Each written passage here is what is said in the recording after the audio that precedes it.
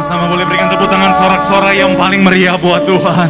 Haleluya, haleluya, haleluya, haleluya, haleluya. Sekali lagi boleh berikan tepuk tangan sorak-sorai yang paling meriah buat Tuhan. Haleluya, haleluya, haleluya. Terima kasih Tuhan, Kau Tuhan yang luar biasa dalam kehidupan setiap kami. Kami ada sampai hari ini semua karena kebaikan Tuhan, semua karena anugerah Tuhan yang luar biasa dalam kehidupan kami. Dan kami percaya dengan iman, kalau Tuhan menyertai kami sampai hari ini, kalau Tuhan melindungi kami sampai hari ini, artinya sampai akhir hidup kami, sampai masa tua kami, sampai putih rambut kami akan tetap melihat perlindungan Tuhan, kami akan tetap melihat penyertaan Tuhan. Artinya sepanjang hidup kami pasti diberkati, pekerjaan kami pasti diberkati, bahkan sampai anak cucu kami semuanya pasti diberkati untuk hormat kemuliaan nama Tuhan. Terima kasih Tuhan, terima kasih Kau Tuhan yang luar biasa dalam kehidupan kami Tuhan. Sungguh tak terbalas kebaikan-Mu dalam kehidupan setiap kami Tuhan. Terima kasih Tuhan. Dan di tempat ini Tuhan, kami sudah boleh menaikkan pujian penyembahan bersama dengan seluruh jemaat-Mu yang terhubung melalui live streaming ini Tuhan. Kami doa biar kiranya pujian kami, penyembahan kami boleh menyenangkan hati Tuhan. Karena kami tahu, kami percaya ketika di Tuhan disenangkan, ada hadirat Tuhan yang tercurah. Dan di mana ada hadirat Tuhan yang tercurah, di situ pasti ada berkat, ada sukacita, ada mujizat. Artinya Tuhan, siapapun yang terhubung, yang sakit Tuhan sembuhkan, yang terikat Tuhan berikan kelepasan, bahkan ada kemenangan yang Tuhan nyatakan dalam kehidupan setiap kami. Terima kasih Tuhan. Tiba saatnya kami siap, kami rindu untuk lebih lagi diberkati melalui kebenaran firman-Mu. Kami doa Tuhan yang jamah, ubahkan hati kami Tuhan bagaikan tanah yang subur, agar ketika benih firman Tuhan ditabur, benih firman boleh bertumbuh berakar dan berbuah. Kemanapun kami melangkah, cahaya Tuhan, image Tuhan boleh terpancar di depan kami. Hamba-Mu Tuhan yang Kau percayakan menyampaikan firman, urapi Tuhan, sucikan, layakkan, tutup bungkus di balik kaki salib. Tuhan, jika ada dosa mohon ampun, kelemahan tubuh Kau yang berikan kekuatan. Hamba-Mu ini terbatas, hamba gak bisa apa-apa tanpa Tuhan. Tapi kami percaya dengan iman, ketika ada pengurapan Tuhan turun atas hamba-Mu, Tuhan sanggup bahkan jadi luar biasa untuk boleh selalu berkat bagi setiap jemaat-Mu. Tuhan, jamah mulut, hati dan pikiran hamba, menyampaikan semuanya benar-benar isi hati Tuhan. Dan kami percaya ketika semua berasal dari Tuhan, semua yang hadir, semua yang menyaksikan, semuanya pasti diberkati Tuhan. Terima kasih Tuhan, terima kasih. Segala kemuliaan hanya buat Tuhan.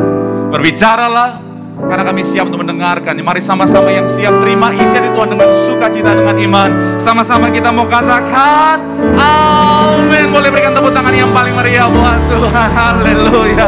Silakan duduk saudara, kaum muda menerkes dimanapun berada. Senang bisa jumpa saudara. Dan wow, saya sangat excited hari ini saudara, karena setelah sekian lama karena keadaan saudara, akhirnya kita bisa mengadakan acara lagi saudara. Dan saya percaya ada sukacita yang luar biasa bagi setiap kita. Dan saya percaya saudara dan saya pasti diberkati Tuhan. Sama-sama bilang sama saya, aku pasti diberkati Tuhan. Bilang sama kanan kirimu, kamu juga pasti diberkati Tuhan. Yuk boleh berikan tepuk tangan yang paling meriah dulu buat Tuhan. Haleluya. Orang dalam Tuhan pasti ada sukacita, dan di mana ada sukacita pasti ada senyuman. Kalau hari ini masih ada yang belum senyum, yuk senyum dulu saudara. Walaupun saya pakai masker, tapi percayalah di dalam masker ini saudara ada tersimpan senyuman yang luar biasa. Karena sekali lagi saudara, kita bersukacita, kita tersenyum bukan karena keadaan. Kita bersukacita bukan karena keadaan, tetapi kita bersukacita karena kita tahu kita punya Tuhan yang setuju. Boleh berikan tepuk tangan yang paling meriah buat Tuhan. Bilang sama kanan kirimu, selalu bersukacita dalam Tuhan. Boleh berikan tepuk tangan yang paling meriah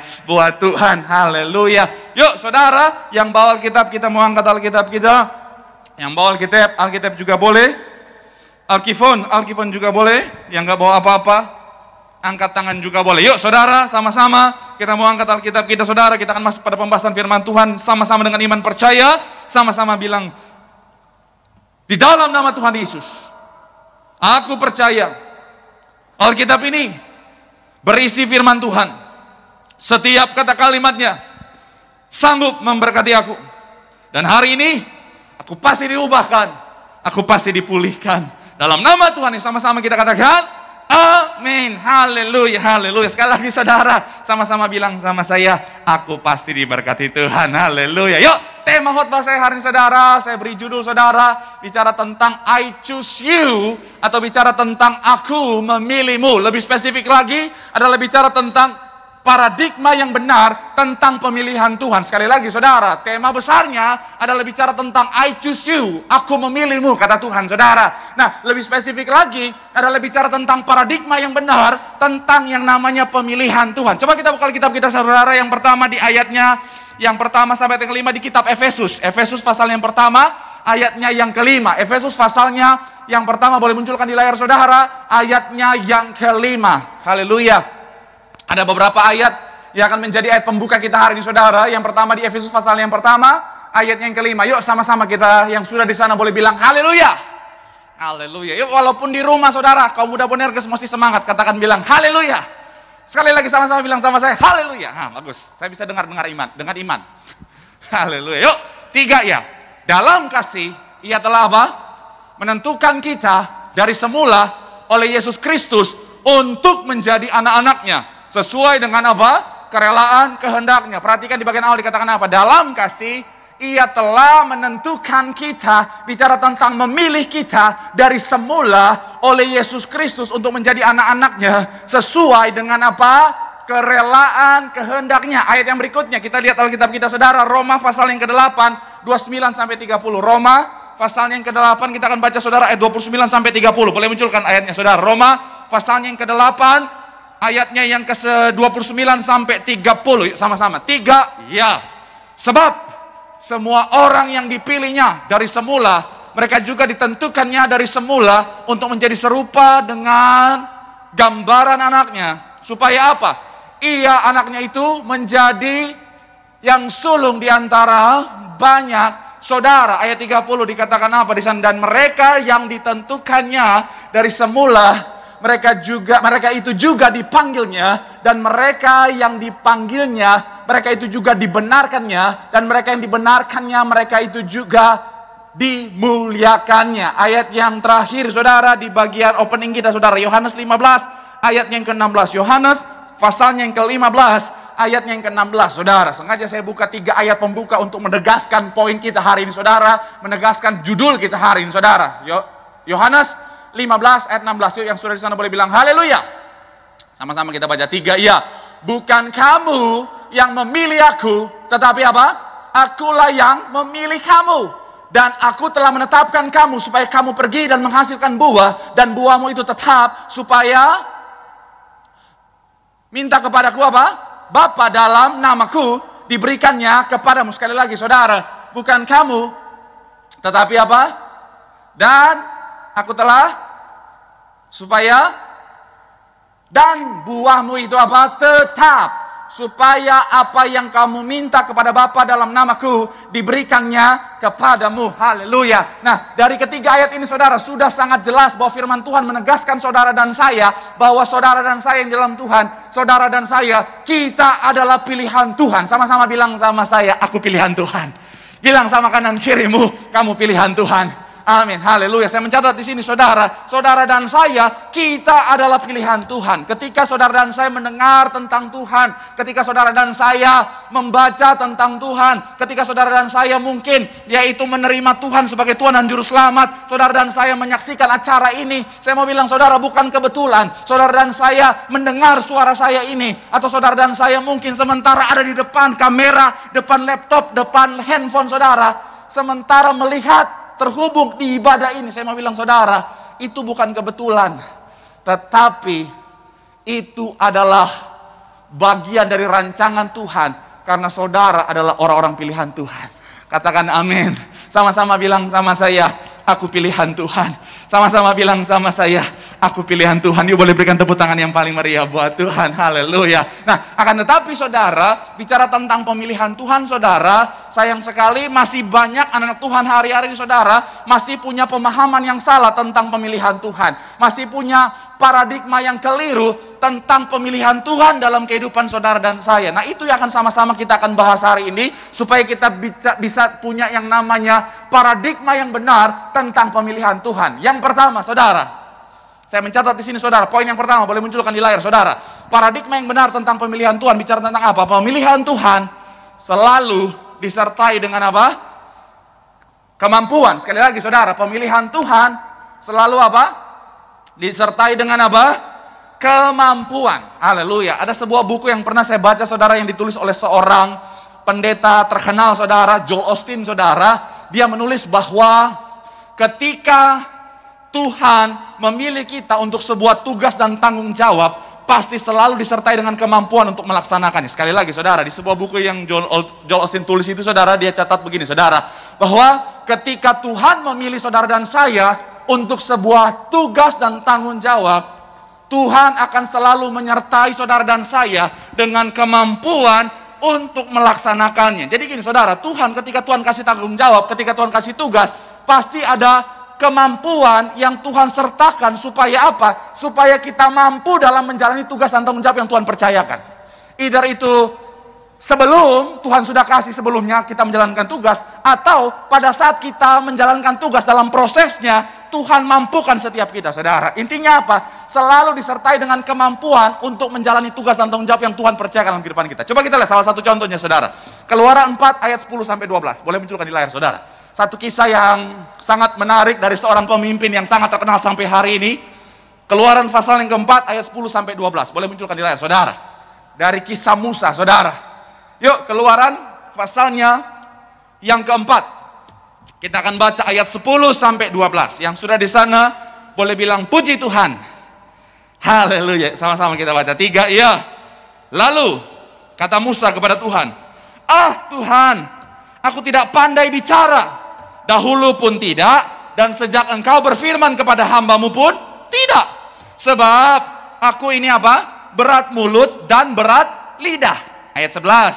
Tetapi Tuhan berfirman kepadanya, "Siapakah yang membuat lidah manusia? Siapakah yang membuat orang bisu atau tuli? Membuat orang melihat atau buta? Bukankah aku, yakni Tuhan?" Ayat 12. "Oleh sebab itu pergilah, aku akan menyertai lidahmu dan mengajar engkau apa yang harus kau katakan." Di bagian awal ayat 10 dikatakan, "Tuhan, aku tak pandai bicara, dahulu pun tidak, dan sejak engkau berfirman kepada hambamu pun tidak, sebab aku berat mulut dan berat lidah." Tapi ayat 12 langsung Tuhan berkata, "Pergilah, aku akan menyertai lidahmu, mengajar engkau apa yang harus kau katakan." Saya mau bilang saudara, Musa punya keterbatasan saudara. Musa dalam terjemahan yang lain menggunakan kata gagap saudara. Musa itu nggak bisa ngomong dengan benar. Musa kalau ngomong terbata-bata saudara. Tapi saya mau bilang saudara, ketika Tuhan memilih Musa, Tuhan sertai Musa dengan kemampuan untuk menjalani tugas dan tanggung jawab sebagai seorang leader yang luar biasa untuk bangsa Israel. Saya mau bilang saudara, ketika Tuhan memilih saudara dan saya, maka Tuhan tidak tinggal diam, nggak pilih langsung lepas tangan, no. Tapi ketika Tuhan pilih, Tuhan akan sertai saudara dengan kemampuan untuk menjalani tugas dan tanggung jawab dalam kaitannya pilihan Tuhan dalam hidupmu saudara. Saya suka saudara baca kesaksian pelayanan Bapak Gembala Sidang, apalagi hari-hari saudara, saya semakin sangat diberkati oleh kesaksian Ibu Gembala dalam khotbah, dalam penyampaian firman Tuhan. Ibu Gembala memberikan kesaksian-kesaksian tentang perjalanan pelayanan gereja ini saudara. Saya mau bilang saudara, saya sangat diberkati dalam pelayanan itu saudara, di mana saya bisa banyak belajar dari saksi nyata dari perjalanan pelayanan yang luar biasa itu saudara. Kalau saudara perhatikan bahwa dari kesaksian pelayanan Bapak Gembala Sidang bersama Ibu saudara, bahwa mereka saudara sebelumnya saudara bukanlah orang percaya. Mereka sebelumnya bukanlah orang yang dididik di dalam kekristenan saudara. Artinya apa? Ketika kita melihat latar belakang itu saudara, artinya apa? Mereka bukanlah orang-orang yang sebenarnya sudah punya dasar tentang Alkitab sebelumnya saudara. Bapak Gembala Sidang kita sebelumnya nggak pernah baca Alkitab sebelumnya saudara. Tapi kita lihat kesaksian beliau. Ketika Tuhan pilih Bapak Gembala Sidang bersama Ibu Gembala, Tuhan tidak tinggal diam. Tuhan sertai dengan apa? Kemampuan. Itu kenapa Tuhan yang ajar langsung gembala kita. Tuhan yang pimpin langsung gembala kita. Tuhan yang tulis di langit untuk mengajarkan tentang firman buat gembala kita. Karena kenapa? Ketika Tuhan pilih, pasti Tuhan akan selalu sertai dengan kemampuan untuk apa? Untuk menjalaninya saudara. Saya mau bilang saudara, kalau mungkin saudara sering hadir di sesi saya, pasti tahu perjalanan pelayanan saya saudara. Saya awal mula pelayanan itu saudara, saya sebagai usher saudara, sebagai usher di Glodok. Saya pelayanan usher di sana saudara. Tiba-tiba ada singer nggak bisa hadir. Akhirnya saudara, saya yang dipercayakan untuk naik singer cabang saat itu saudara. Akhirnya udah jadi singer cabang. Beberapa bulan jadi singer cabang saudara. Akhirnya dipercayakan untuk apa? Jadi singer Sarbini. Oh Tuhan Yesus, saya mau buka dosa, buka aib buat saudara tentang diri saya sama saudara. Saya pernah cerita sama jemaat yang sebelumnya, saya dulu, mohon maaf, jadi singer modal lip sync, saudara. Betul, saya nggak bisa nyanyi. Bahkan mami saya dulu bilang, Marcel, suara kamu jelek nak. Betul, mami saya aja bilang begitu, yang melahirkan saya. Tapi memang hebatnya mami saya, setelah dia banting, dia motivasi lagi. Tapi mami percaya, kalau kamu bisa ngomong, kamu pasti bisa nyanyi. Waduh, habis dibanting, diangkat lagi, saudara. Puji Tuhan, saudara. Itu kenapa? Ketika dipercayakan jadi singer cabang kan it's okay, masih ya aman gitu, saudara. Tapi udah singer Sarbini, oh Tuhan, mau lip sync itu susahnya minta ampun. Kenapa? Karena mata soundman itu begitu tajam menatap saya. Kan yang tahu kalau saya singer itu cuma lip sync cuma 3. Saya, Tuhan, sama soundman. Jadi saya ingat banget, saudara, waktu saya pertama kali singer di Sarbini, oh Tuhan, saya lagi singer. Kan saya kalau dulu waktu pas singer gaya meyakinkan, saudara. Iyalah, pernah sekolah acting, jadi gaya udah mantap gitu, saudara. Gaya meyakinkan. Padahal nggak nyanyi. Dari mimbar Sarbini saya lihat banget itu di belakang soundman. Mungkin dia pikir rusak, padahal suara saya yang rusak. Betul. Oh Tuhan, tertekannya luar biasa. Sampai akhirnya saudara dipercayakan sama youth leader Kak Argo Pariaci. Untuk apa? Jadi singer dan apa? WL di Bonerges. Oh Tuhan, mau gimana bisa lip sync kalau udah begitu, saudara? Kalau masih singer, ya masih tipis-tipis masih bisa, saudara. Tapi ketika udah jadi WL, artinya apa? Udah harus nyanyi. Waduh, puji Tuhan, saudara. Waktu itu, saudara, ada orang-orang di samping saya yang Tuhan percayakan juga untuk bisa bantu saya, saudara. Jadi agak percaya diri. Tapi kan namanya suara nggak bisa ditipu, saudara. Akhirnya, oh Tuhan, penuh perjuangan, saudara. Tapi puji Tuhan, ketika Tuhan percayakan, Tuhan nggak biarin, Tuhan sertai dengan kemampuan, saudara. Dan akhirnya saya sadar, dulu saya sempat berpikir, kenapa Kak Argo pilih saya untuk jadi WL di Sarbini, dari WL di Bonerges dengan suara pas-pasan. Tapi dalam satu obrolan dengan Kak Argo bilang begini, saya adalah jenis orang yang ketika Tuhan taruh visi atas seseorang, saya akan paksakan dia sampai dia sadar bahwa dia bisa. Dan akhirnya apa? Puji Tuhan, saudara. Puji Tuhan, itu terbukti dalam hidup saya, saudara. Akhirnya apa? Puji Tuhan, oleh karena kemurahan Tuhan bisa jadi sampai boleh nyanyi di GBK, saudara. Semua karena apa? Karena kemurahan Tuhan, saudara. Karena kenapa? Karena ketika Tuhan memilih, Tuhan pasti akan sertai dengan apa? Kemampuan untuk menjalaninya, saudara. Itu kenapa saya mencatat di sini, saudara. Apapun posisimu hari ini, apapun tanggung jawab yang Tuhan percayakan dalam kehidupanmu, jangan takut. Karena kenapa? Tuhan pasti akan sertai dirimu dengan kemampuan untuk menjalani tanggung jawab dalam konteks pilihan Tuhan dalam hidupmu, saudara. Dalam pekerjaanmu, dalam bisnismu, dalam pelayananmu. Ayo anak muda yang punya kerinduan untuk melayani, yang penting mau dulu. Kak Argo pernah bilang sama saya, saudara, dalam pelayanan yang penting mau dulu. Soal talenta, Tuhan yang tambahkan. Betul. Saya mau bilang, saudara, yang penting mau dulu. Kenapa? Talenta itu kan dari Tuhan. Kalau kita udah punya kemauan untuk melayani Tuhan, bersama Tuhan kamu pasti bisa. Yuk, boleh berikan tepuk tangan yang paling meriah dulu buat Tuhan. Haleluya. Sekali lagi, saudara, apapun yang sedang Tuhan percayakan dalam kehidupanmu, ketika Tuhan memilihmu menempatkan engkau di tempat itu, saudara, percayalah, Tuhan pasti serta dengan kemampuan untuk menjalaninya. Boleh berikan tepuk tangan yang paling meriah buat Tuhan. Bilang sama kanan kirimu, ada kemampuan yang pasti Tuhan berikan. Tepuk tangan yang paling meriah buat Tuhan. Haleluya. Yang kedua, saudara, saya mencatat di sini, saudara, paradigma yang benar bicara tentang pemilihan Tuhan dalam kehidupan saudara dan saya. Poin yang kedua, pemilihan Tuhan selalu disertai dengan apa? Poin yang nomor 2, sekali lagi. Pemilihan Tuhan selalu disertai dengan apa? Sama-sama bilang sama saya, tanggung jawab. Sama-sama bilang sama saya, tanggung jawab. Amin.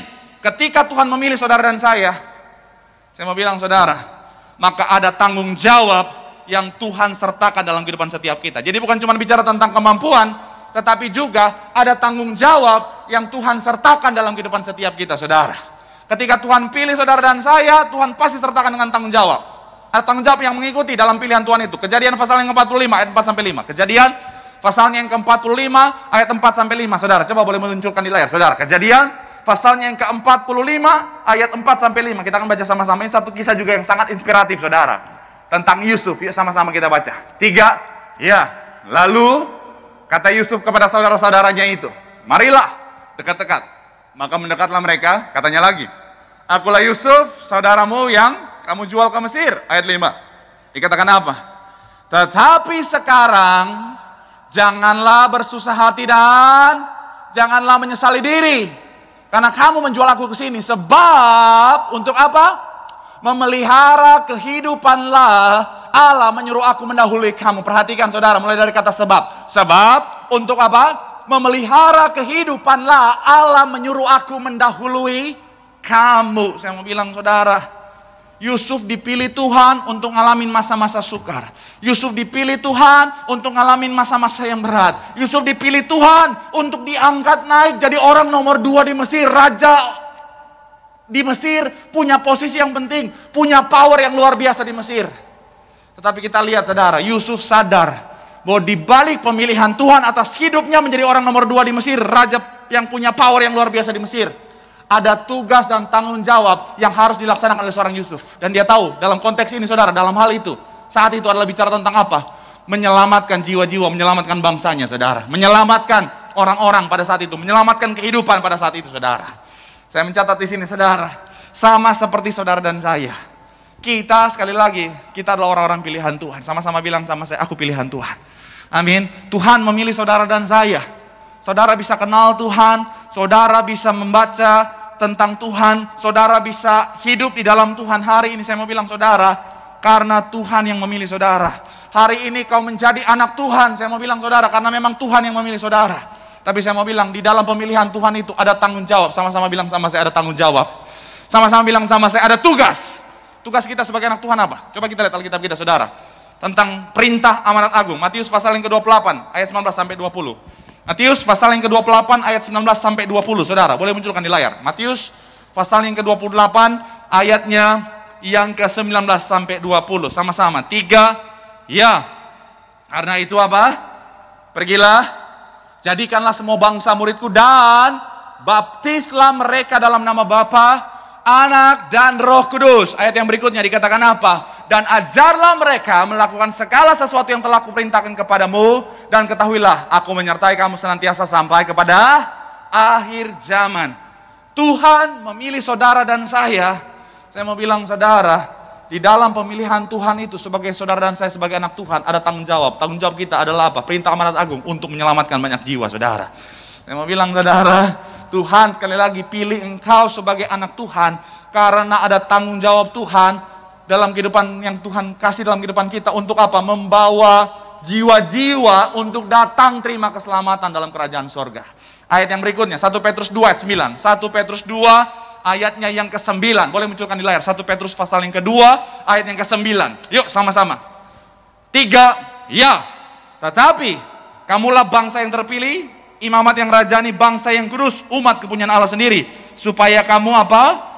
Memberitakan perbuatan-perbuatan yang besar dari Dia yang telah memanggil kamu keluar dari kegelapan kepada apa? Terangnya yang dikatakan apa di sana? Supaya kamu memberitakan perbuatan-perbuatan yang besar dari Dia yang telah memanggil kamu keluar dari kegelapan kepada apa? Terangnya yang ajaib. Saya mau bilang saudara, sekali lagi, saudara dan saya dipilih Tuhan menjadi anak Tuhan. Ada tanggung jawab. Tanggung jawab kita apa? Untuk memberitakan tentang Tuhan. Untuk apa? Untuk membawa jiwa-jiwa datang sama Tuhan. Saya mau bilang saudara, saudara dipilih Tuhan untuk ada dalam posisi pekerjaanmu hari ini, untuk ada dalam bisnismu hari ini. Saya mau bilang saudara, ada tanggung jawab Tuhan di dalam itu saudara. Ini saudara bilang sama saya, Pak Pendeta, tapi masalahnya Pak Pendeta, di dalam pekerjaan saya, di dalam bisnis saya, Pak Pendeta cuman saya doang yang anak Tuhan. Saya mau bilang saudara, yes, memang Tuhan sengaja pilih, tempatkan dirimu di posisi itu untuk tanggung jawab membawa jiwa-jiwa datang sama Tuhan. Tuhan bisa pilih saudara untuk ada di dalam keluarga yang mungkin broken home. Saya mau bilang saudara, karena Tuhan punya tanggung jawab untuk menyelamatkan keluargamu itu. Tuhan bisa tempatkanmu ada dalam posisi yang yang mungkin secara manusia sangat sendirian. Tapi saya mau bilang, itu karena Tuhan memang pilih engkau untuk disertai dengan tanggung jawab untuk menyelamatkan jiwa-jiwa. Dan saya percaya, Tuhan pilih Tiberias ada di Indonesia. Tuhan pilih Tiberias bangkit lahir di Indonesia ini, saudara. Untuk apa? Untuk menyelamatkan Indonesia. Amin. Tuhan tempatkan Tiberias di Indonesia, ladang yang besar ini, bukan tanpa tujuan, bukan tanpa tanggung jawab, tetapi karena Tuhan mau pakai Tiberias, Tuhan mau pakai saudara dan saya, Tuhan mau pakai kita Bonerges Youth. Untuk apa? Untuk jadi berkat bagi bangsa ini, untuk menyelamatkan bangsa ini. Karena masih banyak sekali orang-orang di luar sana yang belum tahu tentang kebenaran dalam Yesus. Saya mau bilang saudara dan saya, kita harus belajar dari Bapak Gembala Sidang bersama Ibu. Mereka tahu betul bahwa di balik pilihan Tuhan dalam kehidupan mereka ada tugas dan tanggung jawab. Itu kenapa kalau saudara baca kesaksian Bapak dan Ibu Gembala zaman dulu, mereka awal-awal pelayanan saudara, itu sekalipun sudah diberkati punya mobil pribadi karena memang pengusaha besar pada saat itu saudara, tapi mereka rela naik bajai, mereka rela naik bus, naik taksi, naik apapun, supaya untuk apa? Untuk mengabarkan kebenaran Injil saudara. Karena Bapak Ibu Gembala Sidang tahu tanggung jawab mereka sebagai anak Tuhan, pilihan Tuhan. Saya mau bilang sekali lagi saudara, yuk kita kaum muda Bonerges, anak-anak muda, kita punya semangat yang luar biasa, kita punya semangat yang menyala-nyala, kita anak-anak guru saudara, ada semangat yang luar biasa, ada Tuhan yang luar biasa dalam kita. Gunakan semangat itu untuk menjalankan tanggung jawab yang Tuhan kasih dalam pilihan Tuhan dalam kehidupan kita. Untuk apa?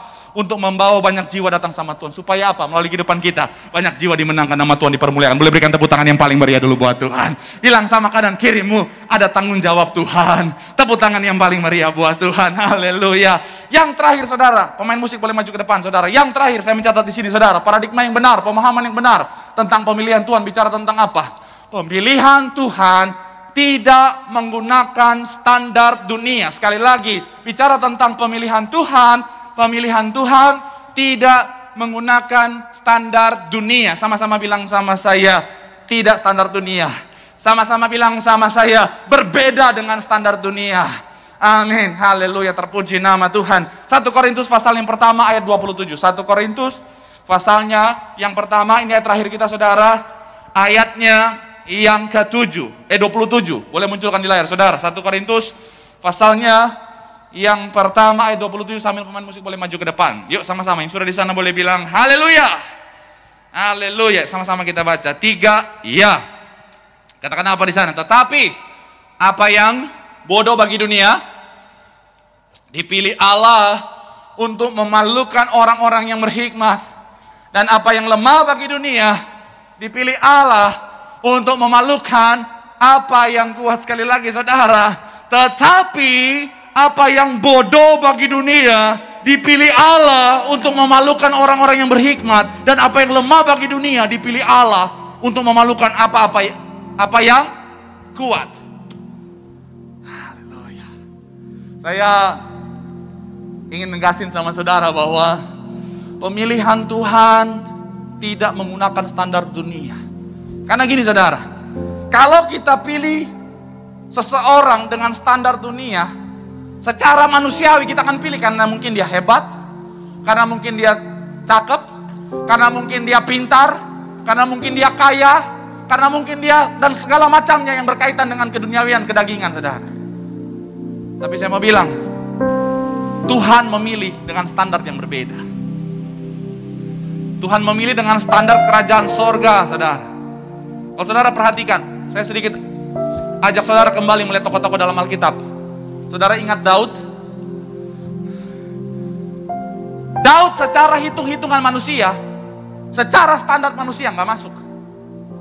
Dari postur udah kalah, dari pengalaman udah kalah, dari penampilan juga udah kalah.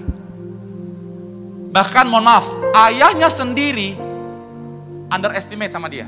Itu kenapa ketika Samuel bilang, mungkin kalau zaman sekarang udah ada telepon, gue mau datang ya main ke rumah lo, gue diperintahin Tuhan nih buat ngurapin salah satu anak lo untuk jadi raja. Saudara tahu, ingat kisahnya? Daud gak dipilih, gak diajak. Daud tetap disuruh mengembalakan. Karena even di mata ayahnya sendiri, Daud gak masuk standar. Tapi itulah Tuhan.